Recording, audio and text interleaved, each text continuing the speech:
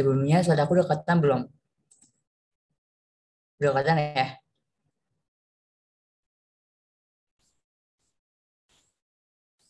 Kayaknya agak banget deh. Oke.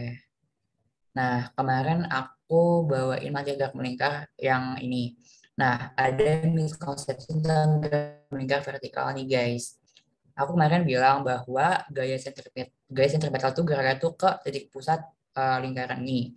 Sebenarnya kalau gaya yang bergerak secara vertikal atau bukan secara horizontal pada bidang, maka tidak berlaku gaya sentripetal pada kasus ini. Maka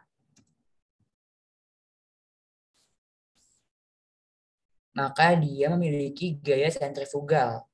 Gaya sentrifugal itu arahnya itu selalu menjauhi titik pusat lingkaran atau ke bawah sini kalau di titik A ya. Nah, begitu juga di titik B, dia arahnya ke sini. Di titik C juga arahnya ke sini, di titik D arahnya ke sana. Gitu ya. Jadi kemarin yang aku sampaikan itu kurang tepat. Jadi kalau dalam kasus ini terdapat gaya sentrifugal yang arahnya itu selalu menjauhi titik pusat lingkaran. Nah, untuk rumusnya persamaannya ini tetap berlaku ya. Coba kita buktikan dulu. Nah, yang di titik A itu berlaku hukum Newton ya. Karena dia geraknya hanya ke melingkar sini, maka sigma Fy ini atau yang vertikal ini sama dengan 0 gayanya.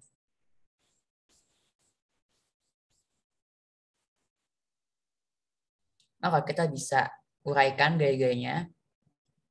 Berarti ini ada gaya sentrifugal dikurang dengan T. Berarti ini plus W ya, karena di sini ada W searah dengan gaya sentrifugalnya sama dengan 0. Nah, kita pindahin T sama W-nya ke kiri, ke kanan. Maka kita bisa dapatkan gaya sentrifugal sama dengan T min W. Alias sama persamaannya. Ya. Cuman aku pengen nyampein aja ada miskonsepsi untuk gaya sentripetal ini nggak ada adanya gaya sentrifugal begitu. Nah, selanjutnya kita bakal nih ke materi kita hari ini yaitu tentang induksi elektromagnetik. Ya mungkin yang lagi kalian pelajarin juga di bangku kelas 12. Oke. Nah, induksi elektromagnetik. Kita bakal belajar apa aja sih di induksi elektromagnetik? Ada gigi induksi, induktasi DC dan silang, generator, dan AC dan DC. Ini merupakan aplikasi dari induksi elektromagnetik. Dan terakhir ada transformator. Nah, yang pertama kita bakal belajar dulu nih gigi induksi. Di gigi induksi kita bakal belajar tentang hukum Faraday, hukum Lenz, gigi induksi akibat perubahan luas. Selanjutnya gigi induksi akibat perubahan induksi magnetik, gigi induksi akibat perubahan sudut, dan terakhir gigi induksi pada kawat. Nah, hukum Faraday ini yaitu yang mendasari materi-materi yang selanjutnya. Ya, maka dari itu kita harus memahami dulu nih hukum Faraday secara detail atau secara dalam. Maka Faraday membuktikan bahwa perubahan magnetik ya yang dapat menghasilkan arus listrik. Jadi ketika magnet dideketin ke kumparan ya, ini galvanometer ini tuh menyimpang. Nah, ketika didiemin gak menyimpang. Nah, Bapak Faraday ini bingung nih, kok bisa gini ya? Maka terus lagi digerakin lagi dan akhirnya berhasil menemukan bahwa tertimbulnya gigi induksi pada perubahan medan magnetik.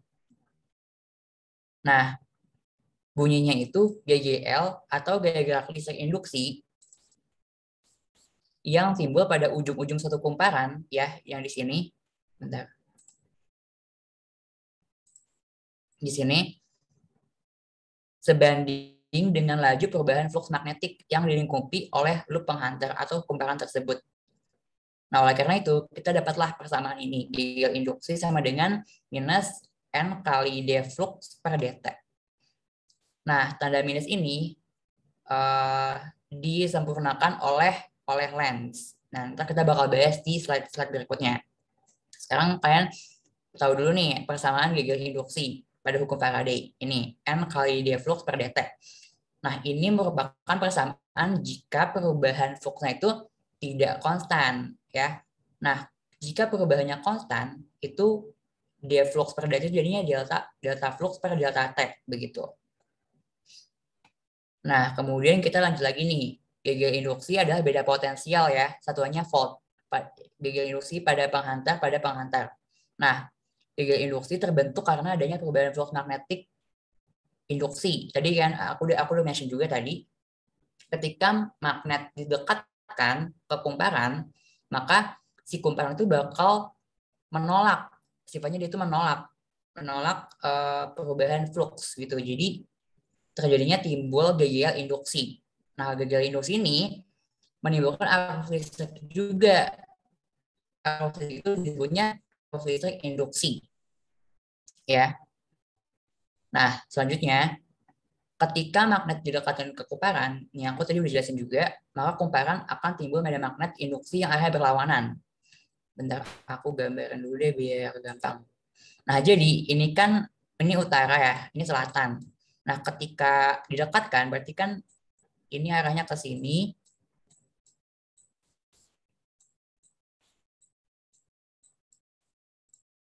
Nah, ketika didekatkan, si kumparan ini bakal ada garis gaya magnet yang melawan. Aku bedain aja warnanya. Yang arahnya berlawanan ke sini. Gitu. Kelihatan nggak sih ini? Gitu. Jadi ketika magnet didekatkan atau dimasukin ke loop itu, maka timbul garis medan magnet yang sifatnya itu melawan arahnya melawan. Nah, kemudian untuk menentukan arah arus menggunakan kaidah tangan kanan. Nah, ini cukup fatal banget nih, banyak yang salah juga. Nah, ketika magnet dimasukin ke loop ini, maka kan medan magnet kan ke sini kan. Nah, oleh karena itu arah arusnya itu bakal mendekati ke magnet gitu. Jadi arah arusnya ke sini.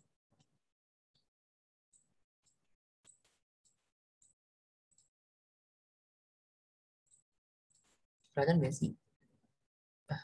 Bentar, ganti warna dulu. Ke sini. Gitu. Pakai ada tangan kanan.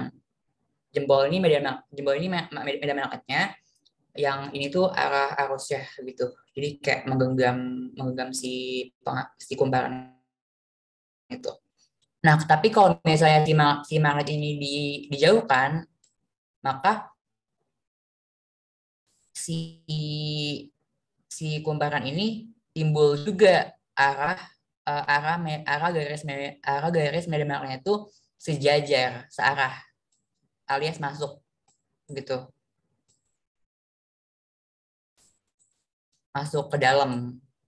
Kalau dijauhin gitu, itu ya. Jadi paham ya. Jadi sifatnya itu dia tuh menolak atau mempertahankan nilai awal fluxnya begitu. Jadi kalau misalnya dia sudah memiliki flux misalnya sebesar 2 Weber, tapi ketika didekatkan dia bakal menolak nih aksen gitu ya. Ketika didekatkan oleh magnet, otomatis kan apa sih, bertambah kan fluxnya. Misalnya jadi 3, misalnya jadi 5 deh. Nah, si kumparan ini bakal melawan sebesar 3 Weber gitu. Iya, sebesar 3 Weber. Biar tetap 2 Weber begitu. Gitu ya.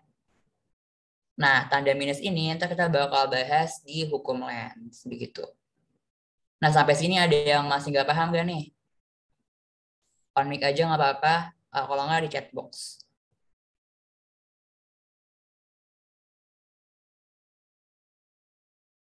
Aman ya?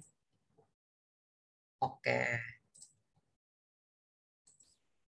Nah, hukum Lenz bunyinya arus induksi atau imbas akan muncul dalam arah yang sedemikian rupa sehingga arah tersebut menentang. Ya, tadi kan aku udah sempat jelasin juga dia tuh sifatnya itu menentang atau melawan. perubahan yang menghasilkannya. Nah, ini kita lihat dulu gambar di sini. Jadi ketika magnet dideketin, ya ini utara, ini selatan, arah medannya masuk ke sini. Kalau utara kan keluar ya dia. Nah, di sini timbul nih garis medan magnet induksi yang menentang. Yang arahnya berlawanan, alias keluar dari kumparan. Nah, tanda minus ini menyatakan bahwa GGL induksi itu menolak atau bertolak belakang dengan flux yang ditambahkan. Maksudnya gimana? Jadi ketika flux itu keluar, ya ke sini, segini deh, misalnya ada kumparan, ini gambarnya kurang jelas, kayak gini, di sini disambungin sama galvanometer, gitu. Nah, dia itu dideketin sama medan magnet yang kayak gini, otomatis dia bakal kayak gini kan, arah apa sih, arah arusnya, alias dia itu bertolak belakang atau berlawanan dengan arah gaya induksinya, begitu. Gitu. Ada yang masih bingung nggak nih? Jadi pokoknya hukum Lens itu menyatakan bahwa gaya itu sifat itu melawan atau berlawanan dengan flux yang ditambahkan oleh lens. Yang flux yang perubahan fluxnya, begitu. Gimana? Aman ya?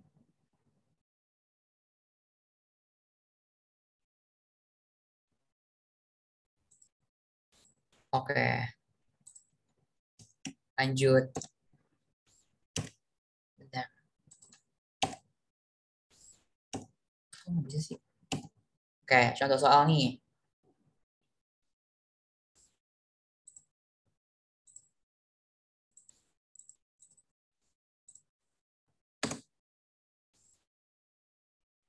Yuk.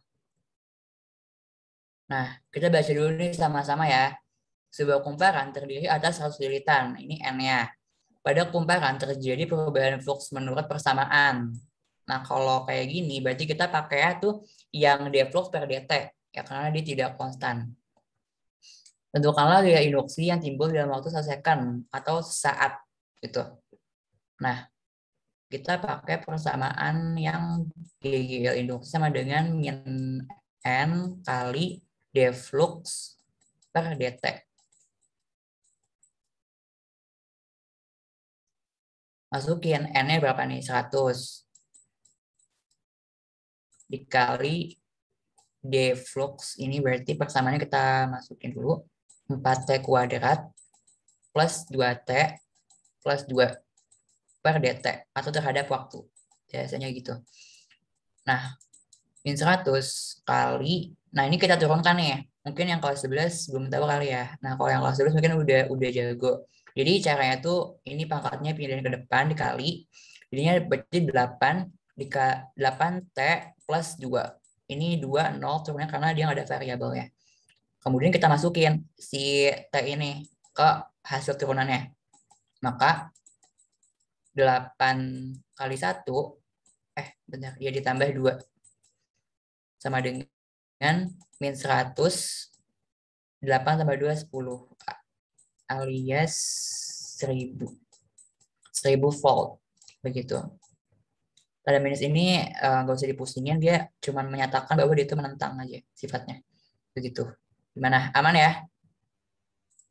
Oke, lanjut. Nah, selanjutnya gimana nih kalau gagal induksi pada dia ada medan magnetik ke dalam. Ingat ya, kalau cross itu dia arahnya ke dalam. Berarti misalnya kalau 3 dimensi aku bikinnya kayak gini. Masuk ke. Nah, terus di sini ada resistor. Di sini misalnya panjangnya tuh L, sebesar L. Nah, dari sini sampai sini itu X gitu. Nah, ketika kawat itu bergerak, maka timbul gaya Lorentz yang berlawanan dengan arah geraknya. Jadi ketika kawat itu bergerak ke kiri, misalnya ini V-nya itu arah geraknya ke kiri, maka gaya Lorentz itu ke kanan. Gitu. Kenapa ada gaya Lorentz? Karena dia kan sifatnya menentang tadi kan ya, gaya induksi itu. Maka gaya Lorentz ini untuk agar benda itu tidak bergerak itu diri itu berlawan dengan arah geraknya gitu. Gitu. Nangkap gak? Jadi kan sifatnya kan menentang gaya induksi itu. Nah, gaya Lorentz ini terjadi untuk uh, karena agar konstan begitu ininya apa gaya apa fluxnya begitu medan magnetnya susah banget apa menginterpretasikannya begitu. Ada yang nggak ngerti nggak maksudnya kayak masih bingung gitu. Nah, gaya Lorentz itu kan kita udah belajarnya di medan magnet. Persamaannya BIL kali S. Nah, kita masukin persamaan ini tuh kok persamaan usaha alias kita dapat BIL kali S. Nah, GGL itu BLV pada kawat pada kawat pada kawat pada bukan akibat perubahan luas. Ini kita dapetin nanti pembahasan selanjutnya. Begitu. Nah, rumus kan. Maka kita masukin aja persamaan GGL ini ke dalam persamaan arus listrik. Nah, kita dapat bahwa persamaan arus listrik pada kawat ini yaitu BLV per R. Nah, balik lagi ke gaya Lorentz. Itu kan tadi min B I L. Nah, tadi kita udah dapet kan I-nya itu kayak apa ini persamaannya. Masukin ke masukin ke sini. Nah, maka kita dapetin persamaan kayak gini. Jadinya min B kali B kali L per V kali L. Nah, kemudian kita dapat hasil persamaan akhirnya itu ini. Min B kuadrat kali L kuadrat kali V per R. Begitu. Gimana nih? Ada yang masih bingung nggak? Kayaknya aku nge-lag deh bentar. Aku off-cam dulu. Gitu. Pokoknya jalur ini arahnya selalu berlawanan dengan apa? Dengan arah arah dia bergerak gitu. Kalau misalnya V-nya ke kiri maka timbul galuran ke kanan atau sebaliknya gitu.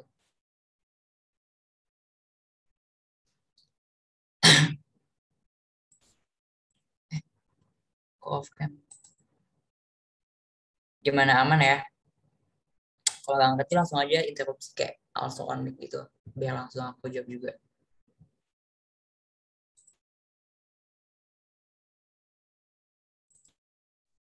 Oke. Gak usah diulang kali ya. Nah, ada contoh soal nih. Kalian juga pasti udah nemuin tadi kan di spoiler apa Twitter. Yang kita baca dulu sama-sama ya soalnya. Dua buah kawat konduktor yang sejajar dan berjarak L 1 meter. Nah, ini berarti 1 meter nih. Dipasang membentuk sudut 30 derajat, berarti ininya tetanya itu 30 derajat terhadap bidang horizontal. Ujung kedua kawat terhubung dengan sebuah resistor R sama dengan 3 ohm. Nah, ini 3 ohm. Sebuah batang konduktor dengan massa M bergeser turun di sepanjang rel tanpa kehilangan kontak dengan rel sehingga rel membentuk suatu rangkaian tertutup. Jadi si pengantar ini ya yang aku kasih merah-merah ini dia tuh turun nih ke sini. Nah, karena dia turun ke sini maka dia memiliki gaya Lorentz ke sini berlawanan. Ya enggak?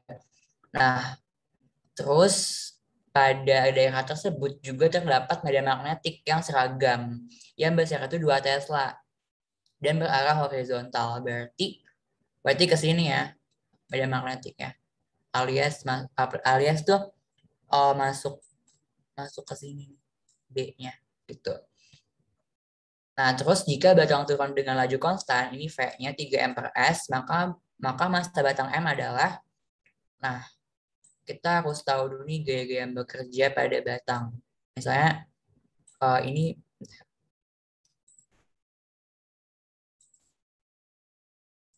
misalnya nih batang ya. dari sisi sampingnya begitu. Nah, tentu pasti ada gaya berat yang arah ke bawah ya enggak. Kalau benda jatuh gitu pasti ada gaya berat. Nah, ada gaya Lorentz, terus ada V juga. Enggak usah sih, kan gaya doang.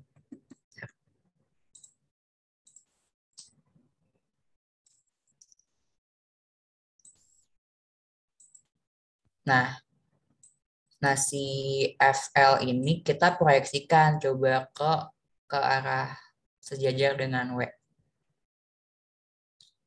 Karena ini 30 derajat, maka karena dia apa ya sehadap gitu sudutnya ini, maka di sini juga 30 derajat. Nah, kalau misalnya kita mau apa memproyeksikan dia sejajar dengan sumbu Y, sumbu yang W ini alias sumbu Y, maka kita bisa nih pakai FL kali sin 30 ya enggak sih? Sin 30 begitu. Hukum Newton karena dia tidak bergerak ke atas atau ke bawah, maka F sigma itu sama dengan 0.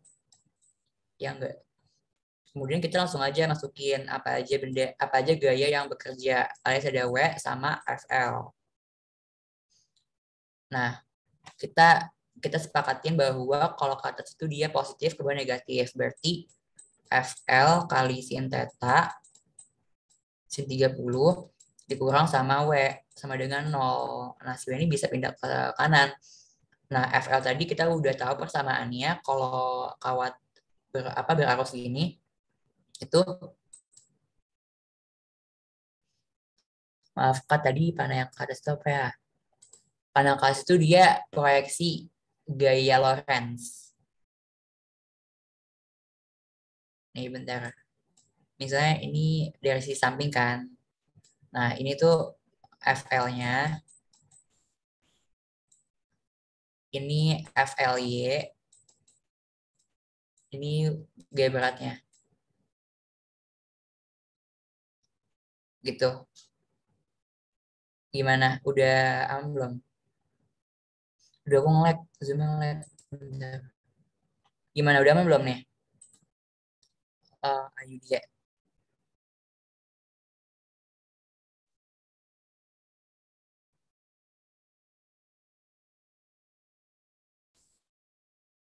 Udah aman ya? Kalau udah aman respon dong. Diteruskan gitu, Kak. Cara nanti proyeksinya kan diteruskan gimana? Maksudnya kan ini kan ini sumbu X, ini sumbu Y. Ya nggak sih? Ini sumbu X, ini sumbu Y. Nah, galuran sini kan arahnya ke sini ya. Pasti nyerong ke atas gitu. Ini kelihatan nggak sih? Ini aku. Yang hitam ini. Nah, karena kita pengen apa? Pengen menyamakan dengan gaya berat ini, kita memproyeksikan si FL ini ke sumbu Y alias yang sumbu itu sama dengan gaya berat ke bawah atau ke atas gitu atau horizontal apa vertikal begitu.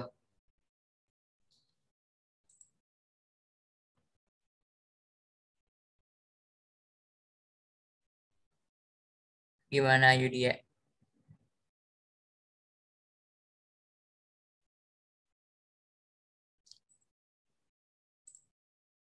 Oke. Nah, lanjut ya. Ini FL tadi kita udah tahu persamaan B kuadrat kali L kuadrat kali V per R kali sin theta. Sin 30 sama dengan M kali G. Nah, M ini yang kita bakal cari nih. Terus lanjut di sini aja ya. B kuadrat ini tadi kita tahu 2 Tesla berarti 4 ya. 4 kali L ini 1 berarti kali 1 kuadrat 1 terus kali V ini 3 berarti kali 3.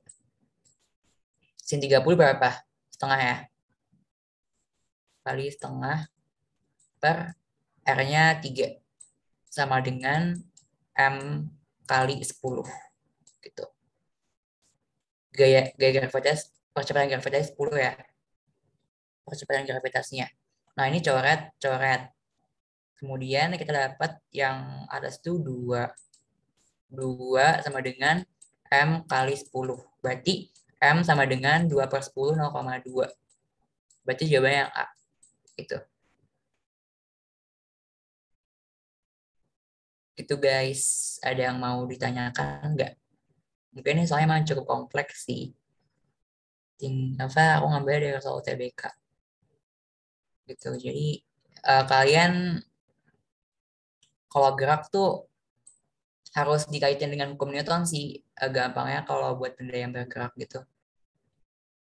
Terus dikaitin deh kayak sama ini, sama persamaan yang listrik ini.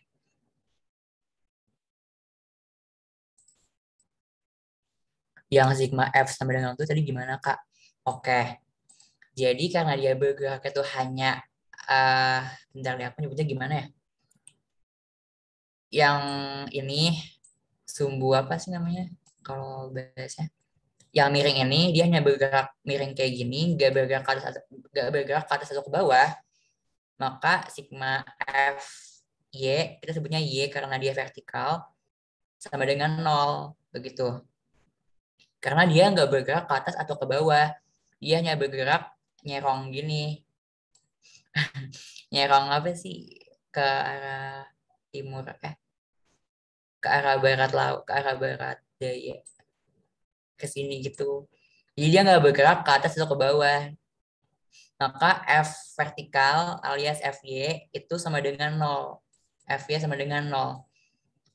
Gitu. Gimana? Udah connect belum? Oke.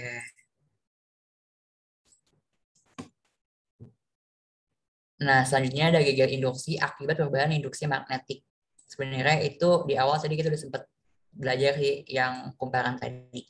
Nah, eh, kita kembali lagi nih ke persamaan Faraday, yaitu GGL sama dengan minus N kali D flux per dt. Nah, kita jabarkan rumus flux apa? Ada masih ingat gak? B kali A ya. Sebenarnya ini B dot A sih, tapi nggak apa-apa. B kali A. Coba dulu. B kali A. Nah, terus karena A-nya konstan, yang berubah cuma B, jadinya persamaan itu sama dengan min N kali A kali dB per dt. Gitu. Karena A-nya konstan, maka A-nya bisa keluar gitu. Jadi tinggal sisanya B. Karena kan emang perubahan induksi magnetik judulnya. Ini ya B-nya berubah terhadap waktu begitu. Nah, untuk solenoide beda lagi rumusnya. Kita tinggal substitusi sih apa rumus medan magnetik pada solenoide ke persamaan ini begitu. Jadinya mu 0 kali I kali N per L. Nah, keluar ini yang konstan apa? N keluar, terus mu 0, terus L juga. Nah, I karena dia terhadap I karena dia ada T-nya, kan I kan Q per T kan, jadi dia nggak bisa dikeluarin gitu. Jadinya gagal induksi pada solenoida itu persamanya minus N kuadrat kali A kali mu 0 per L kali DI per dt. Nah, soal sebuah kawat tertutup berbentuk persegi dengan luas 0,02 meter kuadrat diletakkan pada bidang datar. Medan magnet seragam diberikan pada bidang tersebut dengan arah menembus ke dalam bidang secara tegak lurus. Menjadi membaca berarti ke dalam ya. Apa cross itunya? Apa simbolnya? Terus medan magnet tersebut diturunkan dengan laju tetap 2 kali 10 pangkat min 6 2 kali 10 pangkat min 4 Tesla per S. Nah, ini udah diturunkan nih persamaannya, udah dB per dt karena satuannya udah T per S. Nah, jika hambatannya itu 0,1 ohm, maka besar dan arah induksi, maka besar dan arah ini arah ya. Arah induksi yang timbul adalah, nah tadi kita lihat rumusnya yaitu apa persamaannya GGL sama dengan min N kali dB per dt. Nah, ini tuh udah dB per dt karena satuannya udah T per S. Dan di sini juga disebutin bahwa ini tuh udah diturunkan dengan laju tetap. Terus min n, n-nya itu berapa? 1 ya, karena dia kawat doang. Kalau kawat itu berarti 1 doang lilitannya. Kecuali kayak solenoide, toroide gitu. Nah, kemudian ini ya, dB per dt-nya 2 kali 10 pangkat min 4. Oh iya, kali A, jangan lupa. Jadinya A-nya itu 0,02 2 kali 10 pangkat min 4 dikali 2 kali 10 pangkat min 2.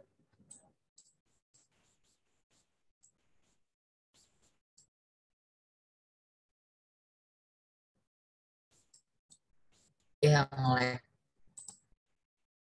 Jadinya 4 ya.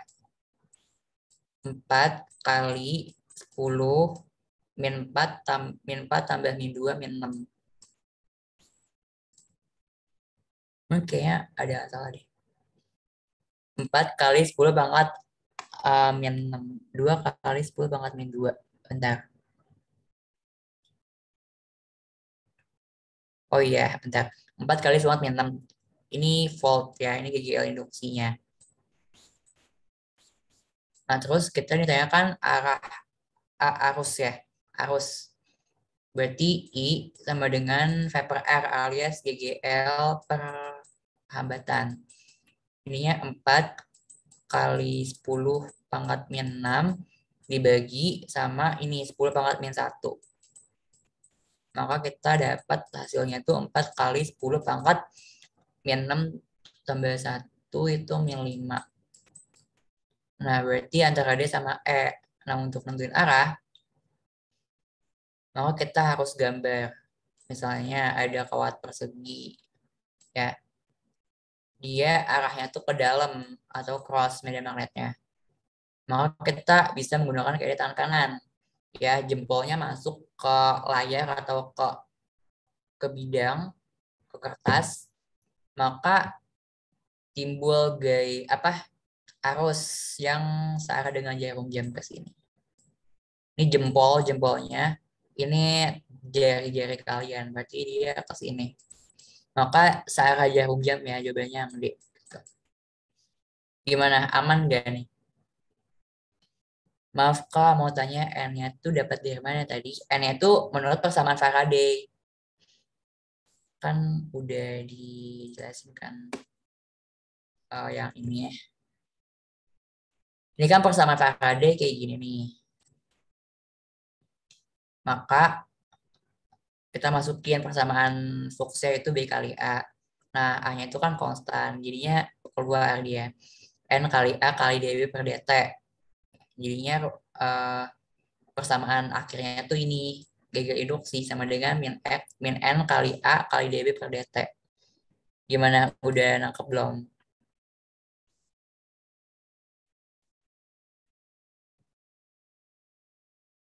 Gimana AR?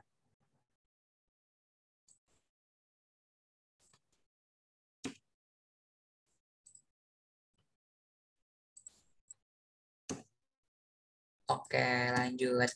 Nah, ini yang bakal jelasin sama Kak Winda.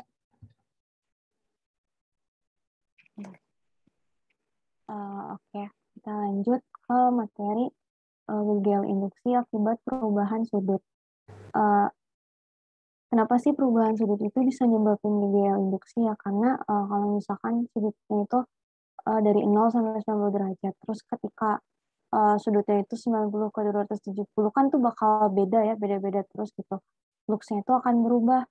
Nah, kalau fluksnya berubah, ya otomatis akan terjadi GGL induksi. Nah, terus rumus ini dapat dari mana sih? Jadi ini rumus GGL induksi akibat perubahan sudut itu sebenarnya turunan dari hukum Lenz. Hukum Lenz tadi kan E sama dengan min M deflux per dt, tapi diturunin. Nah, dituruninnya itu kita si fluxnya ini kita urain dulu. Jadinya BA dikali cos theta. Cos theta-nya itu dari karena sudut ini berubah. Nah, terus BA-nya itu kita pindah ke depan ya, karena biar sendiri si d cos tetanya itu. Si BA-nya itu kita pindah ke depan bareng si N. Jadinya min BAN dikali d cos theta per dt. Nah, si tetanya ini ada di keterangannya, tetanya ini bisa diurain lagi sama dengan omega dikali T. Omega itu apa? Omega itu kecepatan sudut. T-nya itu waktu. Nah, terus d cos omega T per dt. Nah, ini kan bisa kita turunin ya d per dt. Turunan dari cos itu kan min sin. Nah, jadi sama dengan min BAN dikali omega min sin omega T. Terus ini karena minus, ada minus, di depan juga ada minus, dikaliin minus, dikali minus, jadi positif. Jadi persamaan akhirnya itu S sama dengan BAN dikali omega sin omega T. Terus ada persamaan lain juga ini, tapi sebenarnya sama aja. S sama dengan E max dikali sin omega T. Terus lanjut ke contoh soal.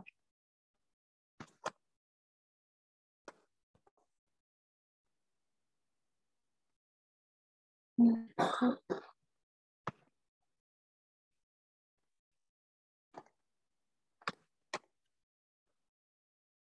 suatu kumparan data persegi panjang dengan ukuran 60 cm. Jadi ini A-nya ya sama dengan 60 cm. Terus lilitannya itu 60. Nah, lilitan itu pasti N kan ya. N-nya itu 60.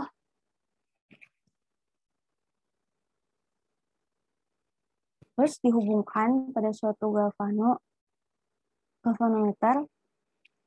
Bentar.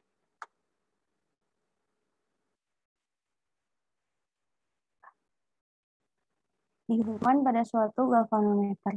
Terus kedudukan bidang kumparan itu awalnya sejajar terhadap medan magnetik dengan waktunya 3 second. Berarti ini si delta T-nya. Delta T-nya ini sama dengan 3 second. Terus rapat Lux ini bukan rapat Lux ya, harusnya ini induksinya ini. Soalnya satunya Tesla.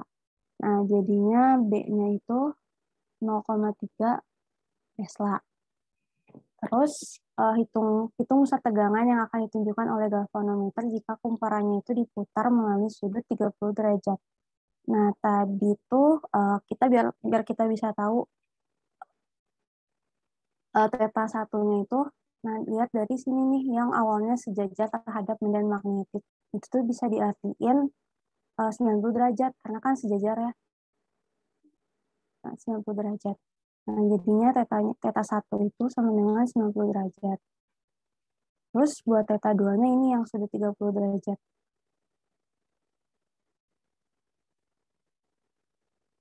Yang ditanyainnya pusat tegangan yang ditunjukkan oleh galvanometer.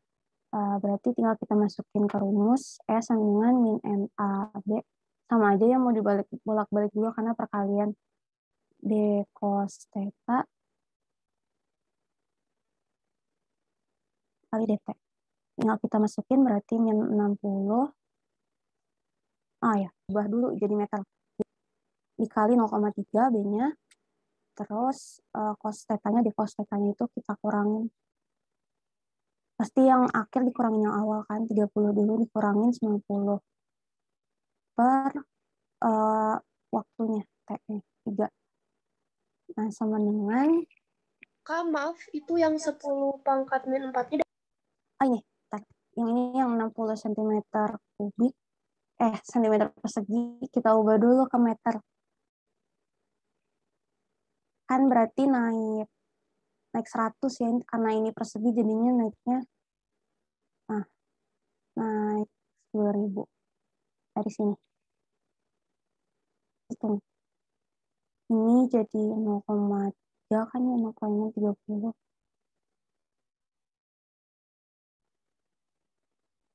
60 kali 10 pangkat min 4. Ini berarti jadi min 60 dibagi buat hasil akhirnya jadinya 2,16 volt. Tuh, enggak? Nggak ada, Kak. Oke, lanjut aja. Iya, masih hapus. Buat perubahan luas. Ini ada gambarnya. Jika arah V-nya ini, berarti artinya 90 derajat. Rumusnya itu S sama dengan BLV, B dikali L dikali V. Kalau misalkan si kecepatannya itu membentuk sudut theta, tinggal dikaliin sin theta. Rumus yang tadi ini BLV sama dengan rumus yang tadi BLV dikali sin theta karena membentuk sudut theta nih si arah V-nya terhadap medan magnet. Langsung ke contoh soal aja. Nah, sebuah kawat yang panjangnya 2 meter bergerak tegak lurus pada medan magnetik dengan kecepatan 10. Beda potensialnya 4. Tentukan besar induksi magnetik. Nah, ini panjang itu L ya. L di sini panjang sama dengan 2 meter. Kalau udah meter berarti nggak usah diubah lagi kan. Kalau tadi mah senti. Nah, terus kecepatan V ya 10.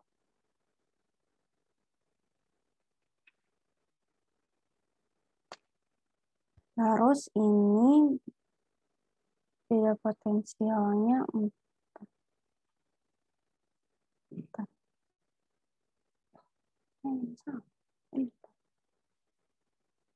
Ini bukan kecepatan ya.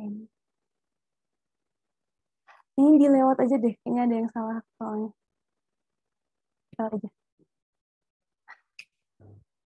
Kita langsung ke induktansi diri dulu. Nah, induktansi diri itu apa sih? Induktansi diri itu pengubahan kuat arus yang melewati suatu penghantar, mengubah medan magnet di sekeliling penghantar itu. Nah, sehingga terjadi induksi terhadap penghantar itu sendiri. Nah, ini gambarnya. Karena kuat arus ini berubah nih melewati suatu penghantar. Nah, terus akibatnya terjadi induksi di penghantar itu sendiri. Nah, ada dua rumus nih. E sama dengan min L dikali delta L per delta T. Delta itu perubahannya, artinya berarti selisihnya nih antara arus yang kedua dikurangi arus yang pertama. Terus per delta T sama delta T itu perubahan juga, perubahan waktu. Nah, buat persamaannya keduanya itu L sama dengan N dikali flux per I. I-nya itu sama ya kuat arus listrik. N-nya itu lilitan, ini untuk flux per I, kuat arus listrik. Oke, contoh soal.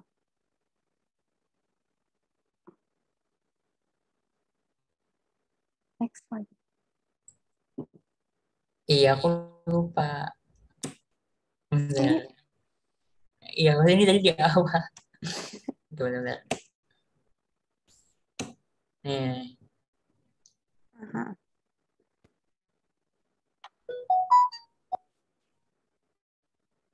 Nah, ini mengalami perubahan sebuah penghantar di aliran listrik yang mengalami perubahan 6 ampere tiap detik. Nah, berarti ini tuh dia udah berbentuk delta I per delta T. Kenapa? Karena ini 6 ampere per detik, bisa diartiin per second ya ini tiap detiknya itu sama dengan 6 A per S. Nah, berarti ini nggak usah kita cari lagi nih karena udah ada langsung 6. Terus induktansinya itu L-nya itu 5 dikali 10 pangkat min 3 Henry. Yang ditanya itu kegiatan induksinya, berarti E-nya. E-nya itu sama dengan tadi masukin rumusnya min L dikali delta L per delta T. Min L-nya itu 5 dikali 10 pangkat min 3 dikali 6. Berarti sama dengan min 3 dikali 10 pangkat min 2 volt. Jadi kalau misalkan ini udah ada langsung 6, langsung masukin aja ke rumus. Kalau misalkan ada si I awalnya itu berapa, I akhirnya berapa, itu tinggal dikurangin aja ya, karena perubahan itu selisih kan artinya. Oke, next.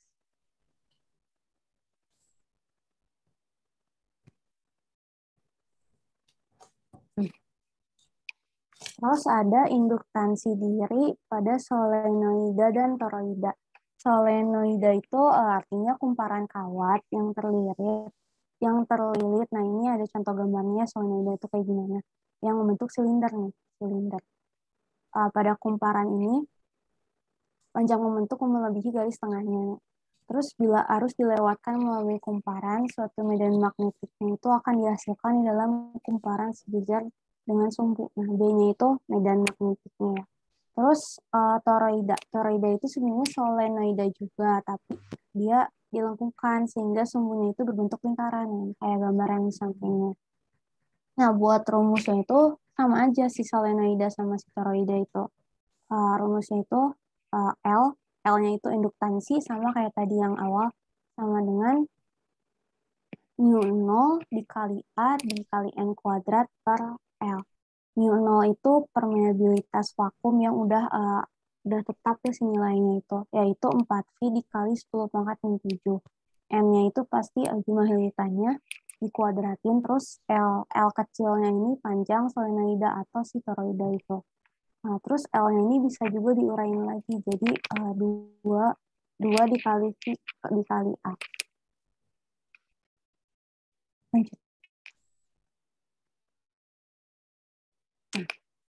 Ini ada contoh soalnya solenoida. Tadi kan rumusnya sama aja kan ya, antara solenoida sama si toroida itu. Panjangnya L kecilnya itu berarti 40 cm ke meter. Berarti 4 dikali 10 pangkat min 1 meter. Luas penampangnya itu berarti A-nya ya, luasnya itu 20 cm persegi. Sama kita ubah juga ke meter. Berarti 2 dikali 10 pangkat min 3 meter. Jumlah lilitannya itu 60.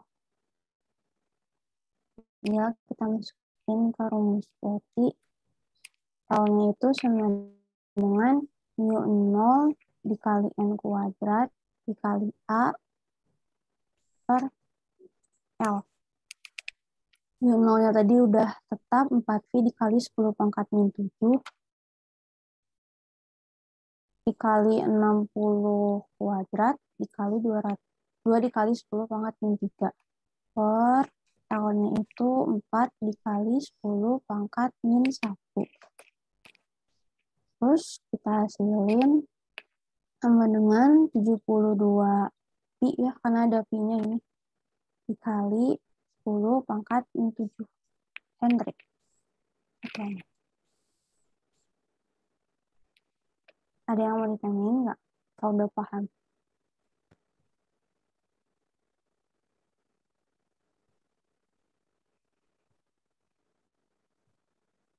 Oke.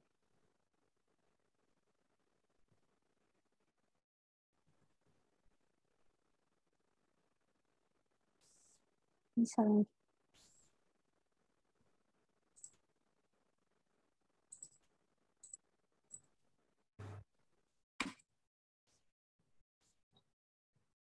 Kak, ini aku lupa bilang, aku ada yang lupa. Aku ini bagian aku, Kak. Oke.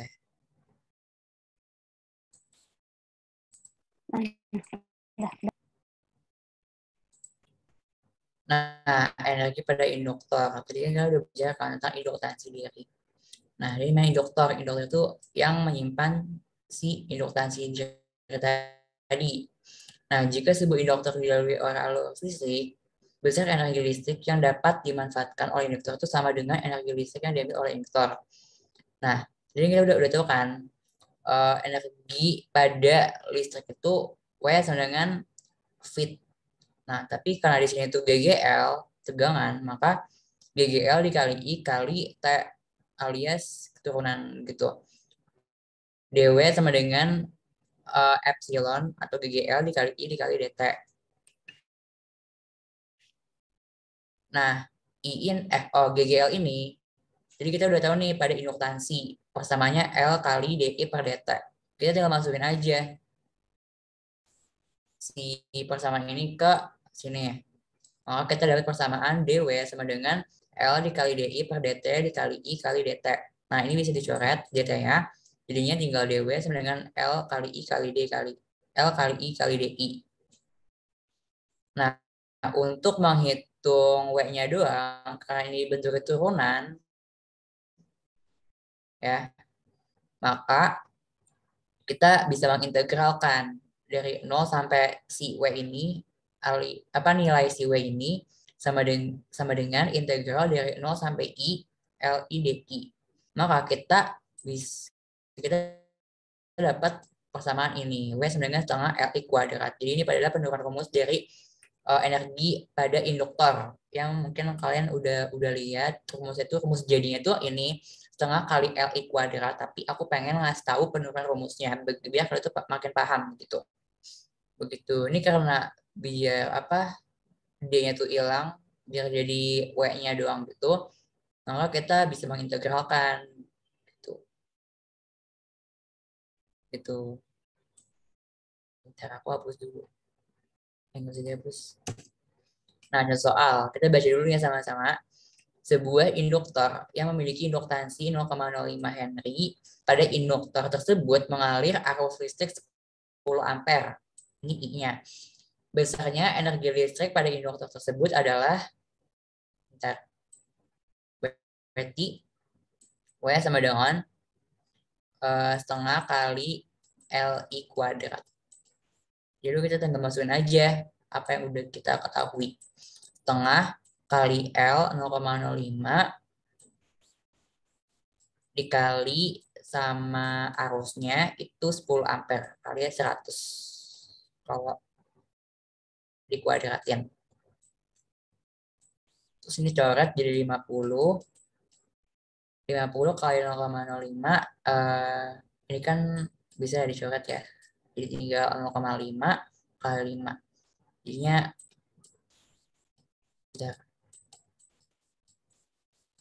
2,5. Ya nggak sih? 2,5 joule. Iya benar, 2,5 joule gitu. Aman ya? Itu guys. Nah, selanjutnya ini ada induktor silang yang akan dijelaskan oleh Kak Daud. Daud. Oke, sekarang gantian bagianku. Kita mulai dari induktansi silang. Kalau untuk induktansi silang secara garis besar tuh jadi ada dua kumparan. Aku coret-coret pakai anotet aja ya. Iya, Kak.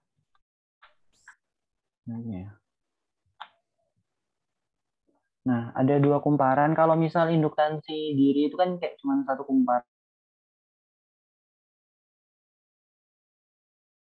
Tapi tetap satu kumparan dia. Tetap satu kumparan. Nah, kalau ini tuh jadi ada dua kumparan kurang lebih gitu ya. Aku merangkum dari sini. Nah, jadi ini tuh buat dasar dari trafo, generator, sama motor, sama komponen listrik gitu. Nah, nanti kan kalau kalian di trafo itu kan apa sih ada yang belajar gini kan, kalian udah kenal kan gambar trafo kurang lebih kayak gini. Kalau misal di SMP itu kan juga udah kenal. Misal ini apa, ini sumbernya, terus ini lampunya gitu dan sebagainya. Nah,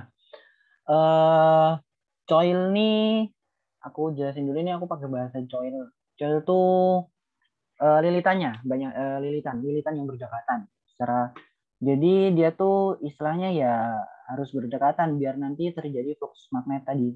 Flux magnet tuh apa sih namanya, perubahan medan magnet dalam posisi tertentu. Nah, ya itu namanya induktansi silang atau induktansi timbal balik. Itu ya tadi syaratnya harus ada dua lilitan atau dua coil itu. Coba next. Ini kurang lebih masih banyak bacaannya, maksudnya secara teori. Kita next dulu.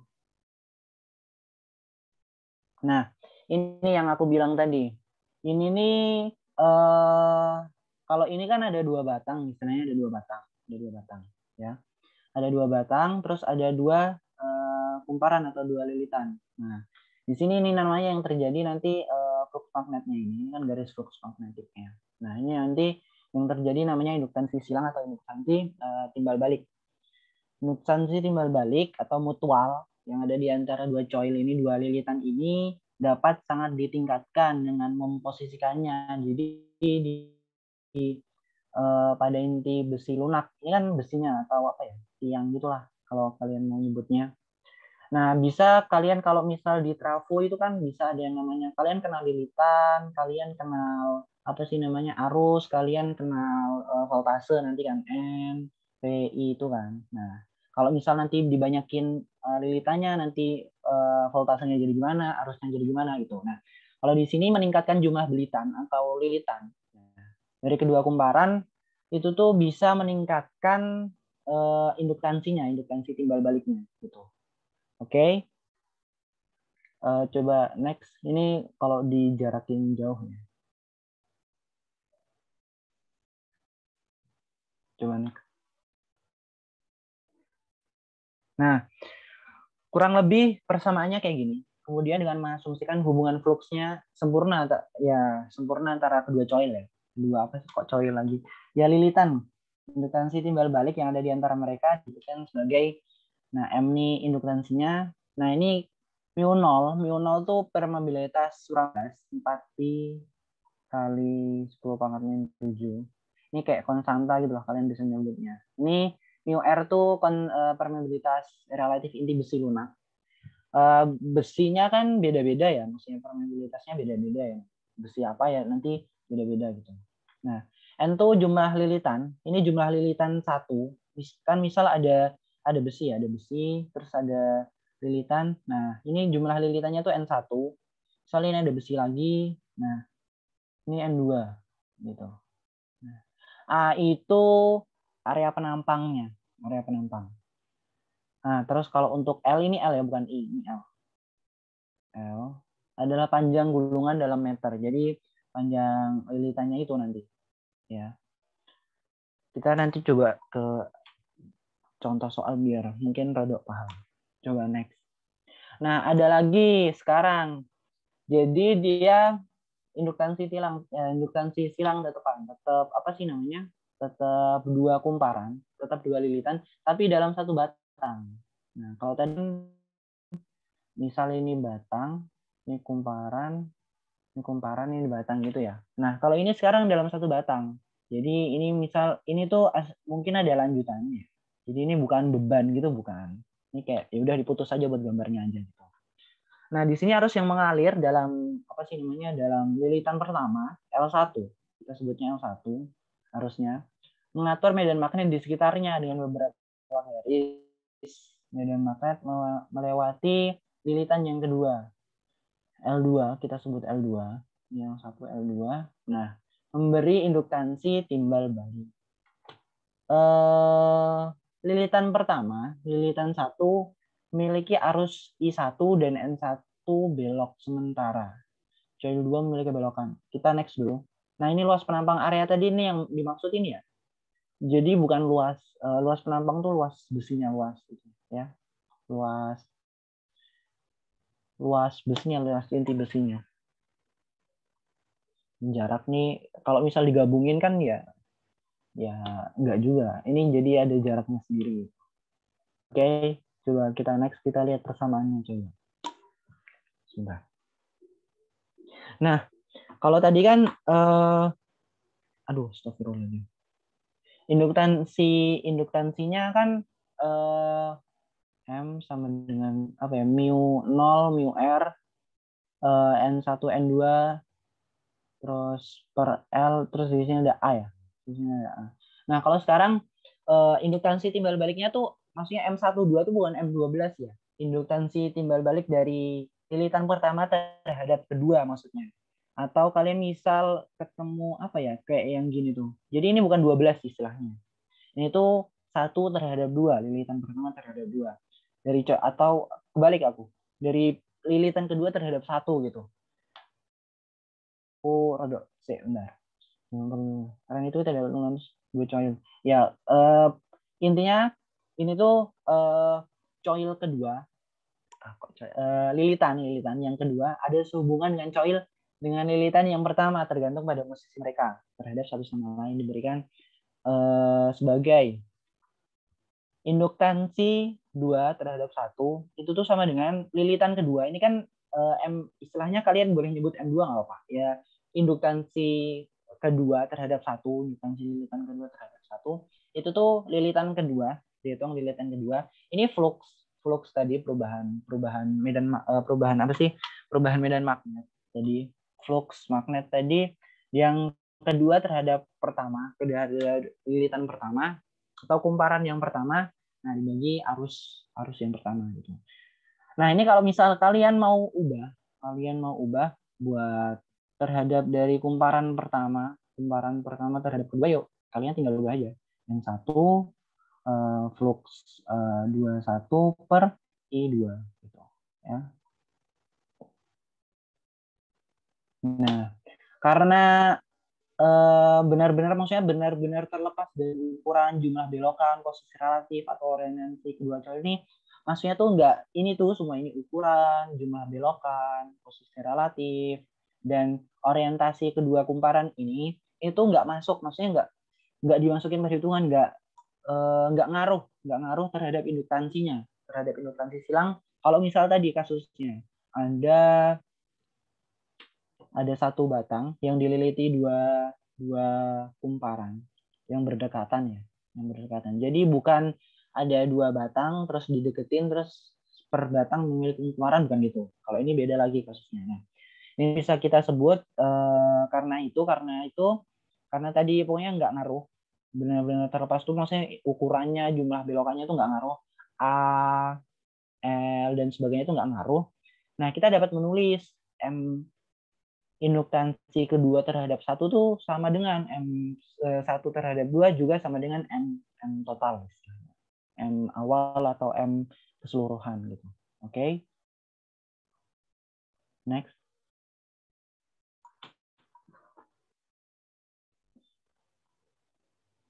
Nah, kemudian kita dapat melihat bahwa induktansi diri itu cirikan induktor. Kalau kalian belajar, ini kan ada kaitannya sama Henry ya.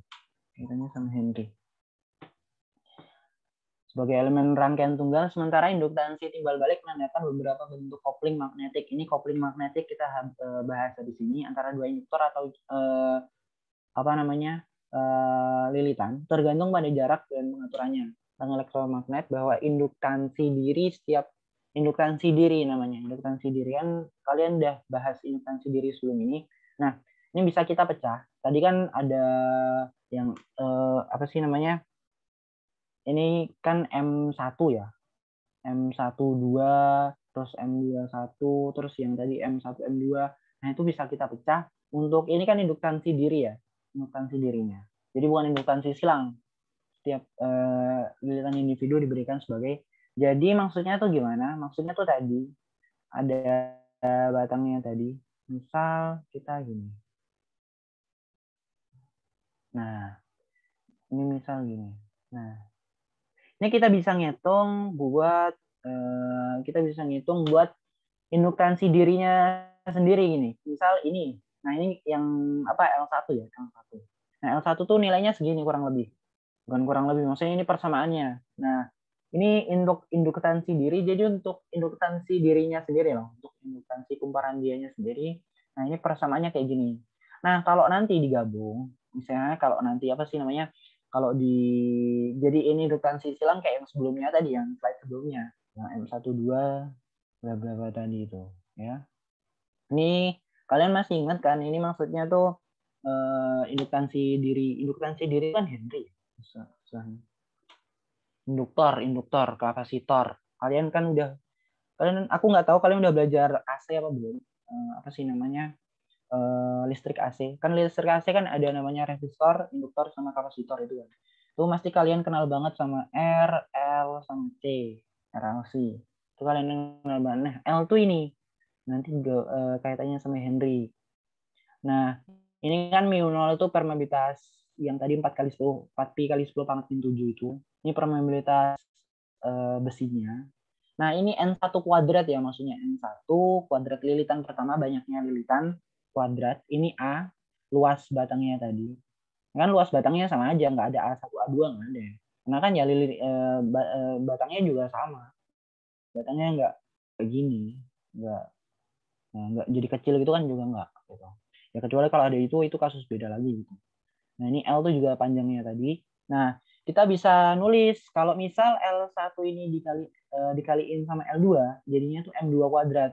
M bukan M2 kuadrat, M kuadrat. Nah yang tadi M12 sama dengan M21 sama dengan M kan.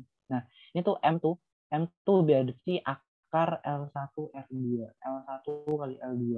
Nah nanti ini ada gabungannya. Ada lanjutannya maksudnya akar L1 L2 ini.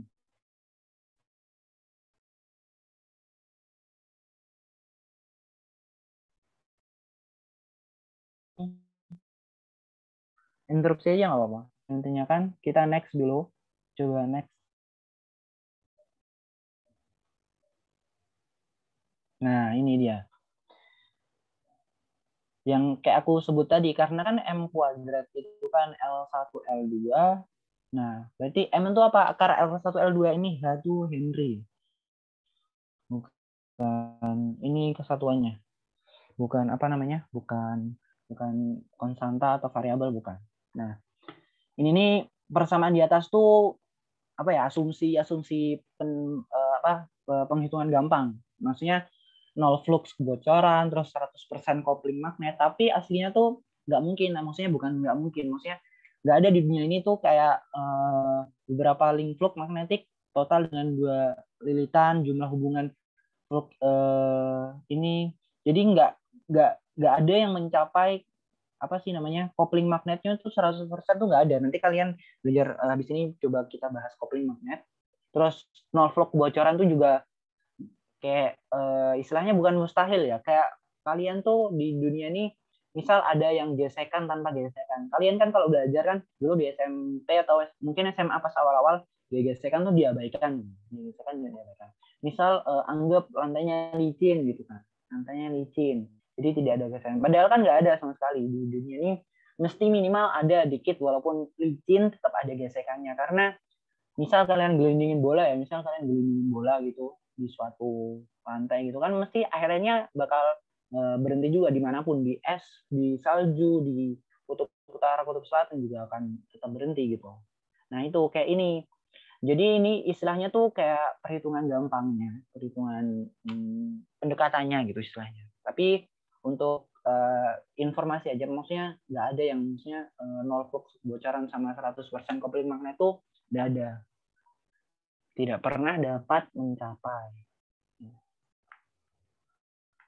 Tapi menjadi sangat dekat maksudnya ya pendekatan itu tadi yang aku bilang.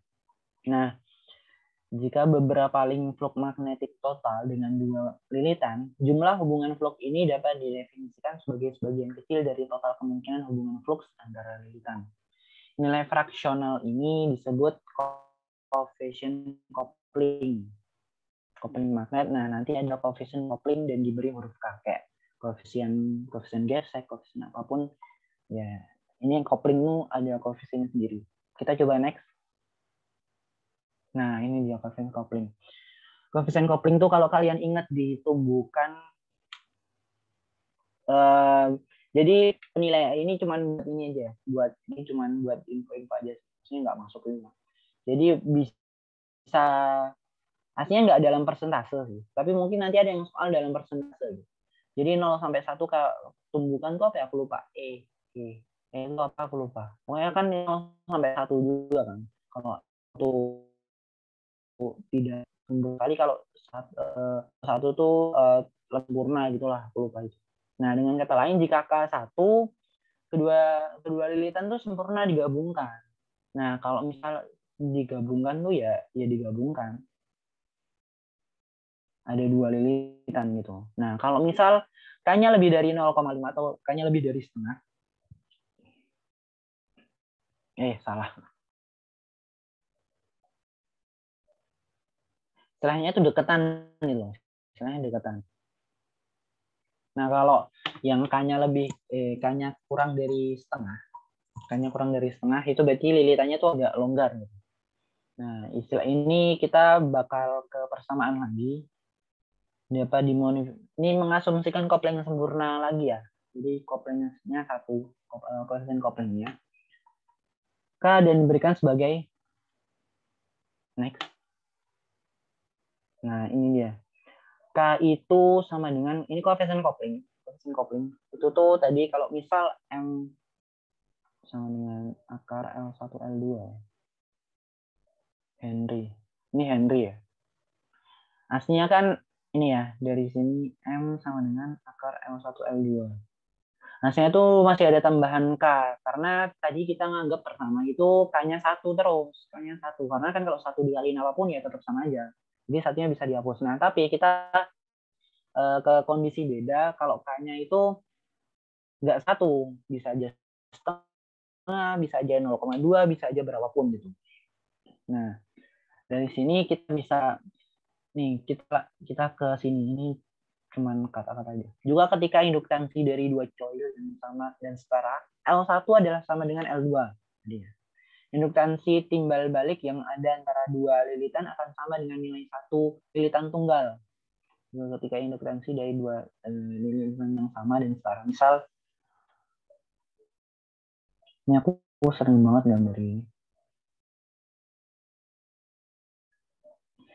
Induktansinya nih misal induktansi yang lilitan pertama sama ini satu yang aku anggap gitu ya. Induktansi yang kedua ini sama setara. Nah, berarti kan L1 sama dengan L2 dong.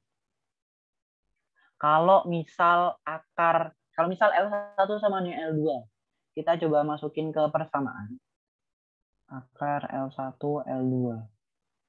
L1 sama dengan L2, aku bisa ganti L1 kali L1. L1 kali L1 bisa, L2 kali L2 juga bisa. Akar L1 kali L1 apa? L1. M sama dengan L1. L1 tuh kita bisa anggap ya kayak L totalnya atau ya induktansi keseluruhannya. Kita bisa tulis L. Gitu ya. L1 sama dengan L2. Ini kalau misal induktansinya dari dua coil itu sama dan setara ya. Kalau enggak ya enggak bisa. Ya enggak bisa berlaku gini. Kita tetap berlaku pakai yang akar L1 kali L2 gitu. Next. Nah, ini dia. Dua induktor, kan kalian nggak asing sama induktor ya. Ada dua buah induktor. Kita nggak usah gambar, nggak apa-apa. Induktor yang pertama itu 75 mH. 75 mH kalau kita ubah ke Henry kan jadi 75 kali 10 pangkat min 3 ya. Henry. Terus 5 yang ini yang pertama. Yang kedua 55 kali 10 pangkat min 3 Henry ya. Diposisikan bersebelahan pada inti magnetik yang sama sehingga 75% garis flux dari lilitan pertama memotong lilitan kedua. Maksudnya 75%-nya apa? Ini tuh koefisien koplingnya tadi. Nah, makanya aku bilang koefisien kopling itu walaupun 0 sampai 1 tapi kadang ada yang soal nulis tuh 75%. Kita bisa anggap ini koefisien koplingnya. K sama dengan 75% atau 3/4 ya. Nah, hitung total induksi timbal balik yang ada antara kedua lilitan, kedua coil. M sama dengan, kita masukin ke rumus K dikali akar L1 L2. Dengan L1 ini L2 ya. L2. L itu kan induktansi tadi ya, induktansi diri masing-masing. Nah, jadi kita bisa nulis 3/4 dikali 75 kali 55 kali 10 pangkat min 6 ya. Gini ya. Nah, ini didapatkan udah dapat 48,2 mH. Gak apa-apa sih. Udah ketemu aja jawabannya, tapi ya kalau nggak mau kalkulator ya nggak apa-apa. Tapi mending pakai kalkulator. Nih 10 pangkat min 3 dikurang jadi mili ya. Tetap kalau M itu kan induktansi satuannya tetap Henry gitu ya. Namanya induktansi. Induktor. Henry kan induktor. Kalau kapasitor kan sampai sini ada yang mau ditanyakan? Kalau enggak kita next. Sebentar. Oke, coba kita next. Bentar, aku lihat deh. Ini Henry. Oh, kamu mau jadiin Henry. Oh, kamu mau jadiin Henry ya, nggak apa-apa. Dijadiin Henry aja. 48,2 mili ya. Nggak apa-apa kalau mau dijadiin Henry. Jadi tinggal dikali ya, 48,2 kali 10⁻³ Henry. Atau kalau kamu mau nilai 0,0482 ya nggak apa-apa. 0,0 berapa ya tadi? 1, 2, 3 ya, 0,482 Henry gitu ya. Nggak apa-apa. Tapi tergantung soal sih. Kalau misal dari soal nggak ada, terus dari soal nggak ada disuruh pakai satuan internasional atau apa, terus dari soalnya juga udah milih Henry nggak apa-apa. Kalian nggak usah ngubah ke apa Henry nggak apa-apa. Kalian ngubah ke milih Henry aja nggak apa-apa.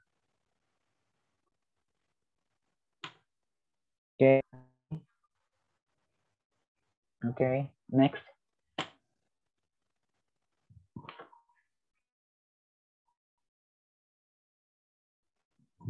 Tapi kayak kita next dulu. Ini secara teori aja, generator tuh kalau kalian istilahnya buat ngasilin listrik ya. Generator itu merupakan energi yang dapat mengubah energi kinetik menjadi energi listrik. Intinya gitu kan. Generator itu suatu alat yang bisa menghasilkan listrik gitu aja. Kalau kalian bingung, contohnya apa? Dinamo. Contohnya dinamo. Kalian tahu dinamo Tamiya lah, dinamo apapun. Itu kan ngasilin listrik ya. Jadi apa? Dari gerak energi kinetiknya. Itu secara pengertian garis besar, pengertian generator. Next. Pengertian generatornya lagi, kita next. Nah, ini ada bagian-bagian generator. Ini aku cuma nyampain aja secara teori aja nggak apa-apa. Aku nggak tahu ini nanti bakal keluar untuk di soal-soal. Tapi nggak apa-apa buat bekal aja. Pertama tuh ada rotor. Rotor tuh bagian yang berputar yang mempunyai bagian terdiri dari poros, inti, kumparan, cincin, geser, dan sikat-sikat. Nanti kalian bakal lihat gimana aku gambarnya ya. Misal gini. Nah, kalian kalau udah belajar, aku nggak tahu kalian udah belajar indukansi belum. Ini udah bulan November sih. Kayaknya udah mau UAS. Nah, kurang lebih kayak gini. Nah, ini kan dinamo, kalau kalian di dinamo tuh ini magnet. Kalian kalau pernah bongkar dinamo, ini magnet. Nah, di sini tuh nanti ada kayak di sini ada cincin, di sini ada muter gitu. Pokoknya di sini tuh nanti bisa muter. Nah, itu apa? Itu terjadi karena kan magnet ketemu magnet itu kan nanti terjadi flux magnet ya. Nah, yang flux magnet itu yang nanti muter-muter ini nih. Oh, kebalik. Maksudnya ini tuh diputar, ini tuh kan kebalik energi kinetik kan jadi energi listrik. Berarti ini yang diputar, nah nanti menghasilkan flux magnet gitu ya. Nah, kalau stator itu bagian yang tidak berputar, diam. Nah, ini rotor. Stator tuh yang diamnya. Ini yang bagian sini. Rangka stator yang merupakan salah satu bagian utama dari generator yang terbuat dari besi tuang. Dan ini merupakan rumah dari bagian-bagian generator. Besi tuang tuh ya besi, kalau aku nyebutnya magnet. Gitu ya. Ini gambaranku jelek, nanti kita lihat habis ini gambarannya. Next. Nah, macam-macam generator kalau untuk secara arusnya ada AC sama DC. Kalau AC nanti aku nggak akan bahas panjang kalau untuk AC karena AC kayaknya nggak masuk. Aku nggak tahu, aku nggak pernah belajar generator AC di SMA. Ini cuma buat tambahan aja nanti. Dan aku coba bahas yang generator DC. Ya generator AC itu yang berarti tegangan outputnya berupa tegangan bolak-balik. Kalau yang DC itu berarti nanti tegangannya pakai arus arah gitu. Ya. Kalau arus generator AC itu jatuhnya bukan trafo. Trafo itu buat ngubah doang sih. Generator DC itu kayak dinamo tadi. Ya. Next, itu kan dari ke Tamiya. Perbedaannya secara garis besar, ini ya jadi generator harus searah, hasilnya outputnya harus searah. Kalau yang AC itu harus bolak-balik. Nah, kalau generator DC itu menggunakan komutator, kalau yang AC itu menggunakan slip ring. Ini kalian bisa cari sendiri. Untuk komutator slip ring buat apa sih namanya, buat lebih jelasnya. Oke, lanjut lagi.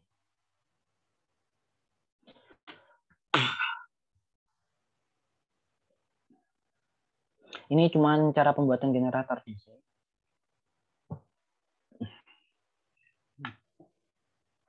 Nah, generator DC itu ada dua perangkat motor listrik ya, yang mengubah energi mekanis atau energi kinetik gitu. Jadi energi listrik. Generator DC itu menghasilkan arus DC ya, generator DC. Dibedakan menjadi beberapa jenis berdasarkan dari rangkaian belitan, magnet atau penguat eksistensi terhadap jangkar. Nah, ada tiga jenis generator DC. Ini nanti di akhir slide ada aku tampilin referensinya. Buat kalau kalian mau nyari-nyari penguat terpisah shunt sama komponen. Secara garis besar ini semuanya generator DC. Nah, aku bahas yang apa sih namanya secara garis besar aja generator DC. Lanjut. Nah, ini dia yang aku sebut tadi. Ini tuh cincinnya. Ini tuh secara garis besar ini cincinnya. Nah, ini tuh kayak ada yang nyambungin nanti axis of rotation. Ini kan ya belum selesai. Nanti kan bisa ada buat nyambungin di sini. Nah, ini dia yang muter-muter nanti. Ini yang muter-muter. Nah, kalau ini diputar, ini kan ada gaya tarik ya antara magnet ini, antara kedua magnet ini kan ada apa sih namanya? Ada gaya tarikan ya, atau magnet tadi gaya ya medan magnet. Nah, kalau misal ini diputar, apa sih wire coil di konduktor ini diputar, itu kan jadi ada flux magnet. Ada flux magnet, ada GGL, ada voltase gitu ya. Ada voltase berarti ada listrik gitu, perangkatnya gitu. Jadi secara garis besar ini nanti diputar, yang merah sama birunya nanti diputar, putar. Nah, ini garis-garis medan magnetnya ini nanti kan keacak-acak ya, istilahnya keacak-acak. Maksudnya ya karena putaran ini kan bukan putaran ini bukan besi ya. Ini wire. Ya apa sih namanya? Wire tuh kan kabel. Ya bukan ya bisa kalian anggap besi ya bisa. Istilahnya kabel.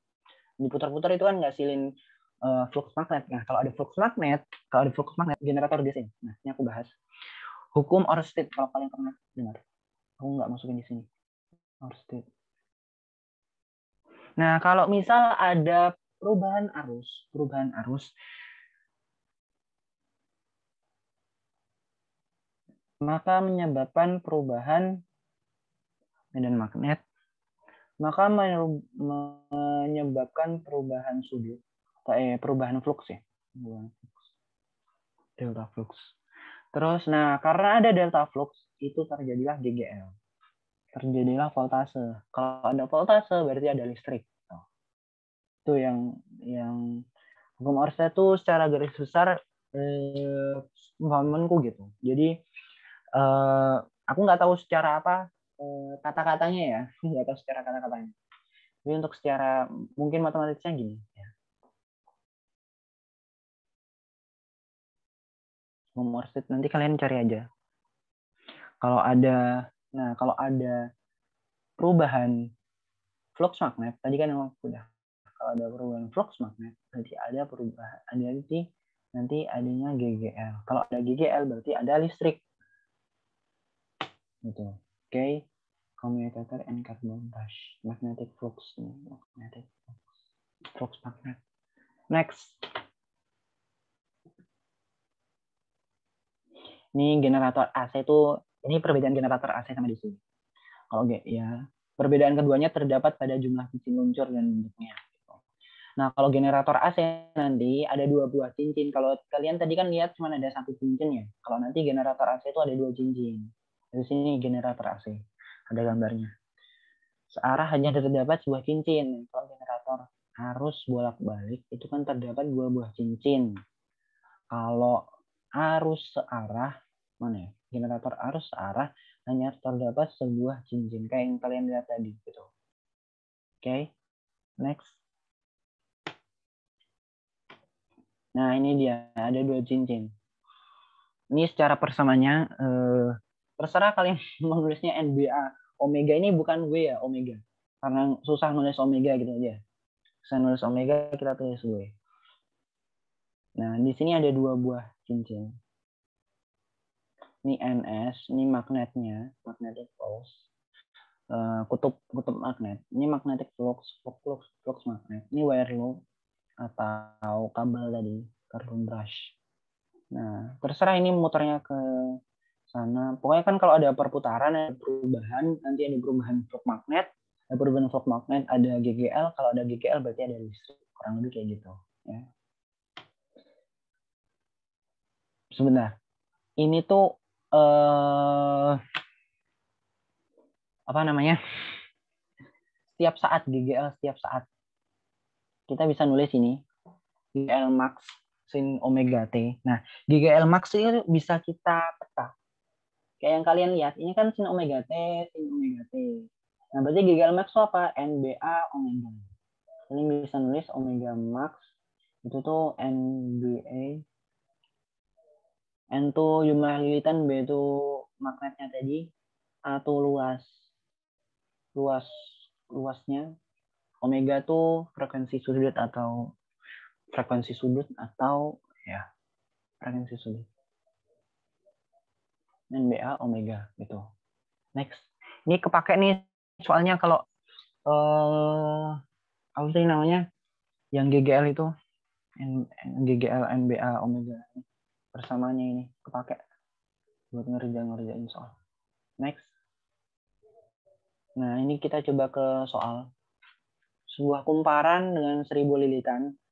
Masing-masing luasnya perputaran sebuah kumparan dengan luas. Kita tulis dulu M-nya 1000.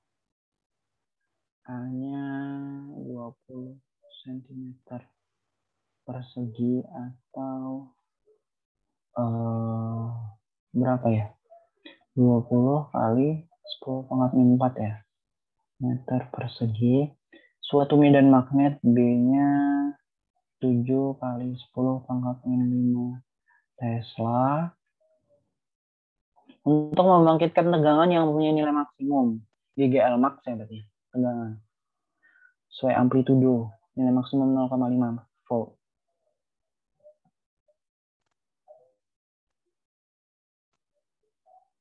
Kita bisa masukin tadi ke GGL. Aduh, ya Allah. Kan yang ditanya tegangan mempunyai nilai maksimum 0,5 volt. GGA, ayo.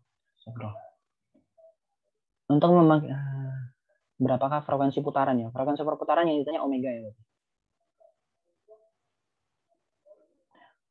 GGL max sama dengan NBA omega. Udah tinggal dimasukin aja. GGL max-nya 0,5 sama dengan N-nya 1000 10 pangkat kali 10 pangkat min 3 ya. 10 pangkat min 4 kali 7 kali 10 pangkat min 5 ya. Atau kita bisa begini. Omega sama dengan 0,5 per 10 pangkat 3 kali 20 kali 10 pangkat min 4 kali 7 kali 10 pangkat min 5. Nah. Ini kan coret jadi 10 pangkat min 1 nih coret 2 kali 7 14 kali 10 pangkat min 5 0,5 per 14 kali 10 pangkat min 5. Ini kalian kalau mau cari sendiri nggak apa. Setengah kali 4 setengah dibagi 14 kali 10 pangkat min 5. 10 pangkat min 5-nya naikin. Jadi 10 pangkat 4 ya. Jadi 10 pangkat 5. 5 kali 10 pangkat 4 per 14. Ya. Berarti gini aja nulisnya. Omega sama dengan 5 per 14 kali 10 pangkat 4. Gitu. Omega itu apa? Rad ya. Rad. Gitu ya. Ini frekuensi perputaran. Yang ditanyakan? Sorry tadi aku hapus. Nah, terus lagi.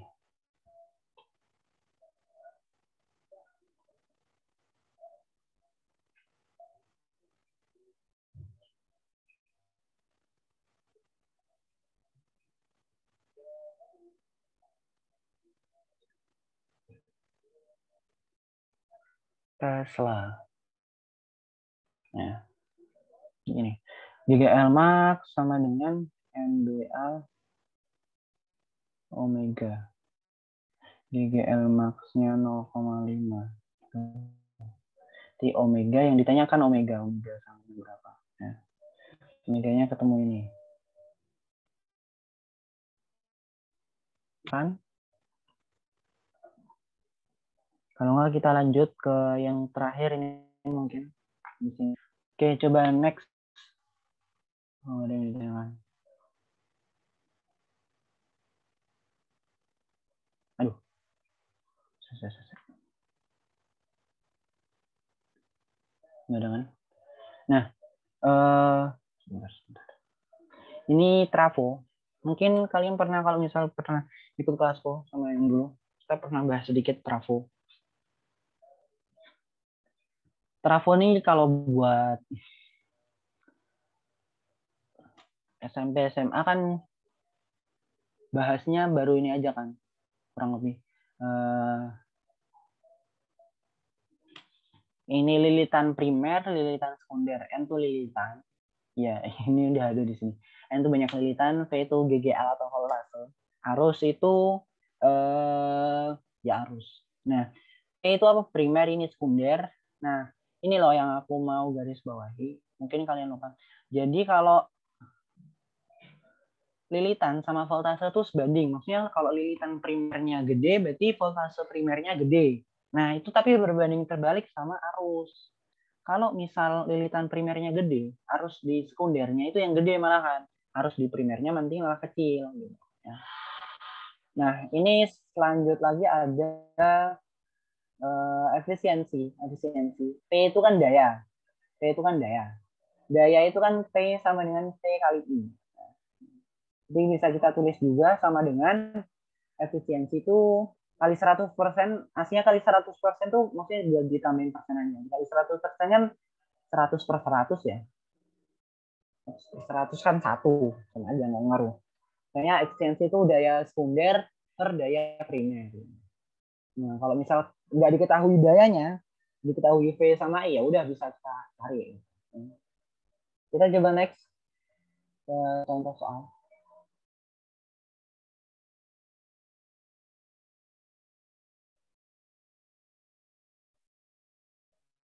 Oh iya, aku belum jelas. Nggak apa-apa. Aku di sini aja jelasinnya. Jadi ada trafo itu kan ada step up, step down. Kalau step up tuh istilahnya buat sebelumnya trafo itu kan apa sih namanya? Gunanya fungsi trafo itu kan buat naikin tegangan atau nurunin tegangan kan. Misal dari PLN tuh tegangannya kegedean. Misal 220 volt ya. Nah, mau diturunin buat ke lampu kan, lampu. Lampu itu kan misal berapa volt doang kan, misal berapa volt. Nah, itu kan nggak mungkin kan misal 220 volt dipaksain ke apa sih nambah lampu, itu kan pecah nanti. Nah, itu caranya kalau pakai trafo di sini. Di sini ada trafo. Yang aku bilang tadi, trafo kan kurang lebih kayak gini. Ini kan PLN tuh kan gini. Terus ini nggak nyambung ya, ini nggak nyambung. Berdekatan. Misalnya ada lampu atau lampu. Nah, ini PLN dimasukin ke kumparan, terus dikecilin. Nah, yang ngecilin voltase itu namanya step down, turun. Itu ngecilin. Kalau ngedein voltase, misal butuh voltasenya gede banget nih. Padahal cuma punya sumber listrik cuma segini, misal seberapa gitu, misal kecil. Nah, itu pakai step up. Caranya gimana? Nah, itu kalau misal kalian caranya step up, step down tuh gimana? Berarti kan kalau step down ya, aku nulis di sini. Berarti V ini S ya, ini primer, ini sekunder. Berarti VP lebih besar dari VS. Kalau VP lebih besar dari VS, berarti NP atau lilitan pada primer lebih besar, lebih banyak daripada yang sekunder. Nah, caranya gimana ya? Udah, kalau misal pada lilitan di primer, misal kamu punya 220 volt, punya lilitan 1000 lilitan, ya udah kamu kecilin di sini, kamu kecilin kalau mau step down ya, kalau mau step down, kecilin. Jadi misal cuman 100 lilitan, nah, nanti keluarnya di sini tuh voltasenya juga jadi kecil gitu. Kalau misal mau jadi step up, ya udah kamu tambahin misal jadi 10.000 lilitan. Jadi rapet banget gitu, rapet banget. 10.000 lilitan gitu. Nah, ya udah nanti voltasenya juga makin gede gitu. Ini kan namanya step up. Kita coba bahas yang ini. Aku giniin. NP langsung aja NP. Aku nulis di sini deh. NP PP PS IS IP. Nah, NP per NS X per 50 sama dengan PP per PS 240 per Y sama dengan IS per IP 50 per 2 ya. Nah, dari sini kita bisa lihat nih X sama Y-nya. Karena ini kan istilahnya 50 bagi 2 itu kan 25 kalinya. Berarti kita bisa nulis 240 itu sama dengan 25Y. X itu sama dengan 25 kali 50 gitu, ya. Karena ini kan IS arus sekundernya kan 50, sedangkan ini cuma 2 gitu ya. Nah, berarti kalau Y-nya berarti kita bisa dapat 240 dibagi 25 itu kan 9,6 ya. Nggak nyampe 10, 9,6. Jadi ini coret, ini coret, ini coret. Nah. Terus X itu 25 kali 50. 25 kali 50 berarti 1250. Jadi jawabannya D. Gitu. Ya. Ini kan? Sorry kalau aku kecepatan. Soalnya lumayan itu materinya. Intinya kan? Kalau nggak ada, mungkin cukup sekian dari aku. Aku balikin ke Rahul. Terima kasih semua.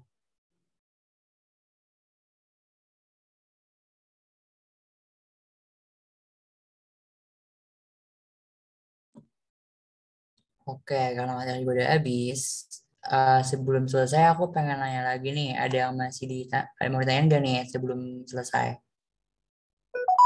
Aman ya? Aman, Kak. Oke, aku stop share deh.